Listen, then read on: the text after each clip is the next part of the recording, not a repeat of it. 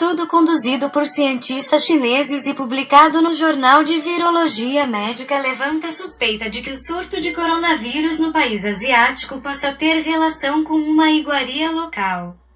A sopa de morcego. Os resultados obtidos em nossas análises sugerem que o 2019 COVID, nome oficial do novo vírus, parece ser um vírus recombinante entre o coronavírus de morcego e um coronavírus de origem desconhecida. O novo coronavírus já infectou cerca de 600 pessoas desde o fim de dezembro, sendo que 17 delas morreram. Os principais sintomas são febre e problemas respiratórios, incluindo pneumonia. Imediatamente pessoas se manifestaram nas redes sociais afirmando que em Wuhan, cidade onde o surto iniciou, a sopa de morcegos silvestres é um prato comum. Sabe-se que os coronavírus são transmitidos de animais para humanos e posteriormente, a transmissão pode ocorrer de pessoa para pessoa. O local onde os primeiros casos foram relatados foi o mercado de frutos do mar e de animais vivos em Wuhan.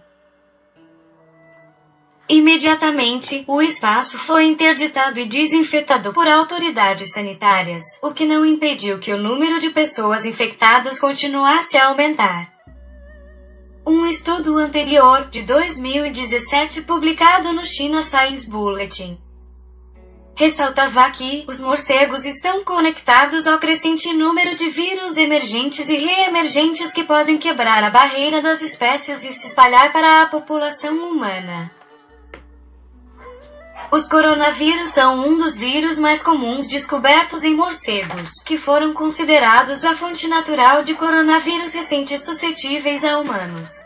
Surgida na China em 2002, e a MRS, Síndrome Respiratória do Oriente Médio com origem na Arábia Saudita, em 2012, tiveram surtos parecidos com o atual. A primeira registrou cerca de 8.000 infectados, com algo em torno de 800 mortes. A segunda teve 2.200 casos e 790 óbitos. A gente vai conversar agora para entender o que se sabe desse coronavírus e para explicar isso eu vou conversar com a Miriam Dalben Corradi, infectologista do Hospital Sírio-Libanês. Doutora, muito obrigado pela participação aqui conosco. Eu acho que a grande pergunta das pessoas é primeiro entender o que é coronavírus, porque esse não é um único coronavírus. O que é coronavírus? Por que esse nome? Da onde surge o coronavírus? É um prazer, Gustavo. Na verdade, o coronavírus não é um vírus novo, né? O coronavírus é um vírus que causa resfriado nos seres humanos. Então, a gente tem vários coronavírus que já circulam no país, né? A gente tem coronavírus que causaram preocupação mundial também. Não sei se você se lembra, em 2004, que teve a SARS. Depois, em 2012, a gente teve o MERS-CoV, né? Então, o que é essa preocupação mundial agora com esse novo coronavírus identificado? Porque, na verdade, eles descobriram que estava tendo um número grande de casos de pneumonia nessa cidade, como você bem colocou, em Wuhan. Fizeram todos os testes disponíveis, não conseguiram identificar o agente. E aí, um pesquisador chinês, ele conseguiu sequenciar e viu que se trata de um novo coronavírus. Então, embora da mesma família, é um vírus antes não identificado. Né? Então, a gente não tem muita informação ainda sobre a gravidade dos casos, período de transmissibilidade, período de incubação, qual que é a capacidade desse vírus de transmitir de uma pessoa para outra, né? Qual que é a mortalidade relacionada à infecção desse vírus. Daí a preocupação, que é uma coisa completamente nova. E daí também a atualização dos dados em tempo real, que acontece de forma tão rápida, como você mesmo colocou, né? Agora a gente já tem informação sobre o México, que a gente não tinha no período da tarde, né? Outra coisa importante é assim, existem coronavírus que circulam entre os animais, né? E raramente eles adquirem mutações que fazem com que eles consigam se transmitir para os seres humanos. E quando eles conseguem se transmitir de um ser humano para outro ser humano, daí a gente fica mais preocupado. E foi o que aconteceu agora, né? Agora, inicialmente os casos, eles estavam concentrados em pessoas que tinham frequentado aquele mercado que você falou. E agora a gente está tendo casos de pessoas que não tiveram contato com esse mercado, mas que tiveram contato com pessoas doentes. O que mostra para a gente que provavelmente agora o vírus adquiriu a capacidade de ser transmitido entre pessoas. Doutora, você falou dessa questão de incubação, que eu queria que você explicasse o que é o período de incubação para nós que somos leigos? E também qual é a importância de descobrir de onde saiu o vírus? A gente falou, né, como você bem disse, no mercado de peixes, há suspeita que esteja relacionado a algum animal aquático, mas por que é tão importante saber de onde surgiu o vírus? Na verdade, para você evitar novos casos, né? Então, vou responder uma pergunta, depois a outra. Então, quando a gente teve, por exemplo, o SARS, em 2004, identificou-se que o vírus ele era transmitido a partir de gatos selvagens. E daí uma série de medidas foram tomadas para reduzir a chance das pessoas terem contato com esse tipo de gato selvagem, de se alimentarem desse gato selvagem e de adquirirem esse coronavírus do gato selvagem.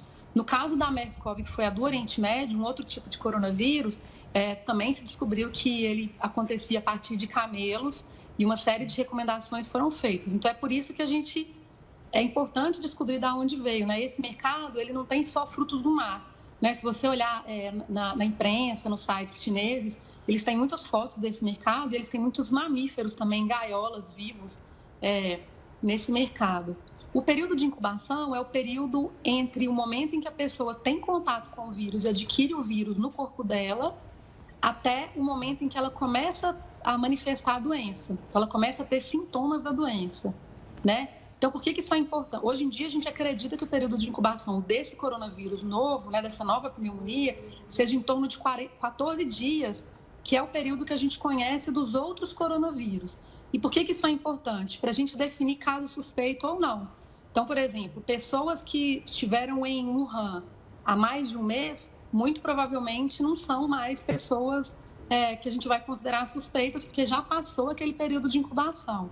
Mas isso, obviamente, são suposições que a gente está fazendo, baseadas no conhecimento que a gente tem de outros tipos de coronavírus, né? Como eu te disse, a doença foi descoberta agora no dia 31 de dezembro, então ainda vão surgir muitos dados novos sobre essa nova infecção.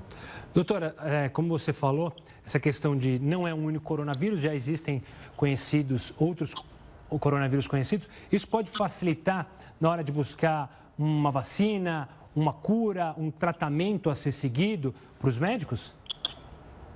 Até pode, né? Mas a gente tem que lembrar que os coronavírus que a gente conhece hoje, infelizmente, eles não têm um tratamento específico. Então, o tratamento que a gente oferece para o paciente é só o tratamento que a gente chama de suporte. Então, oferecer cuidados intensivos no UTI, se o paciente estiver muito grave, medicações sintomáticas, se ele tiver febre, se ele tiver dor, né? A gente não tem um tratamento específico, infelizmente, ainda. E, infelizmente, a gente não tem vacina também ainda bem estabelecida para os coronavírus, né? Existem algumas iniciativas aí de se estudar vacinas, mas a gente não tem nenhuma vacina disponível no momento para coronavírus. Para esses que a gente já conhece. Uhum. Então, a gente está meio que partindo do zero mesmo nesse caso agora. E, doutora, acho que uma curiosidade que bate na cabeça de muitas pessoas, você falou do SARS, também saiu da China. Há algum motivo especial, alguma explicação lógica por que muitas doenças partem justamente da China ou daquela região específica? Essas doenças que vêm dos animais, né? Estão ligadas muito à parte cultural do povo chinês, né?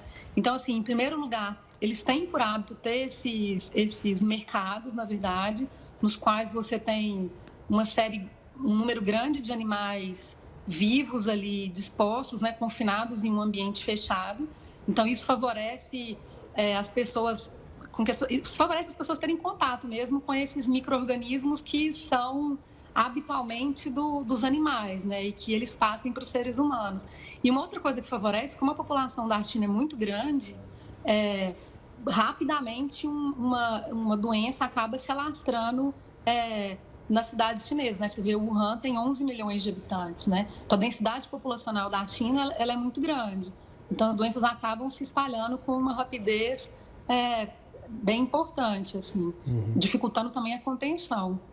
Não sei se você viu, acho que vocês até passaram aí imagens do mercado agora, né? Então, assim, culturalmente falando, é uma coisa comum lá. Até alimentação de animais vivos, né? Doutora. Exato. Muito obrigado pela participação e pelas explicações. Muito obrigada, viu? E as explicações, a melhor coisa para não entrar em pânico é ter informação, contar com o auxílio de pessoas que entendem do assunto. Doutora, muito obrigado. Obrigada, foi um prazer.